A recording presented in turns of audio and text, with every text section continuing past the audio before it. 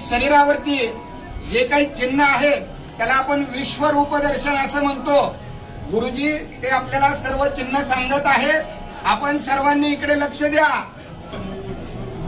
भक्त पुंडलिकाने दिलेली वीट आहे, ही वीट आहे, त्या विटेवरती देव उभा आहे। मुक्तकेशी नावाची दासी होती, त्या रूपाने नाजूक होत्या, त्यांना नाजूक असलेल्याचा गर्व होता। ज्यावेळेस या ठिकाणी देवाच्या दर्शनाला आले त्यावेळेस त्यांच्या मनामध्ये असा भाव निर्माण झाला की मी देवाच्या पायावरती डोकं कसं टेकवावं। त्यांनी देवाच्या पायावरती दर्शन न घेता करंगळी शेजारचं बोट या ठिकाणी लावलेलं आहे, डाव्या पायाला या ठिकाणी बोट उठलेला आहे आणि त्यांचा गर्भहरण झालेला आहे। ही कृष्ण अवतारातील गुरराखाची काठी आहे, पितांबराचा सोगा आहे, डाव्या हातामध्ये शंख आहे, उजव्या हातामध्ये कमल पुष्प आहे, कमरेला वासनी वेलाचा कळतोडा, अर्धांगी रुक्मिणी मातेला बसण्यासाठी दिलेली जागा आहे।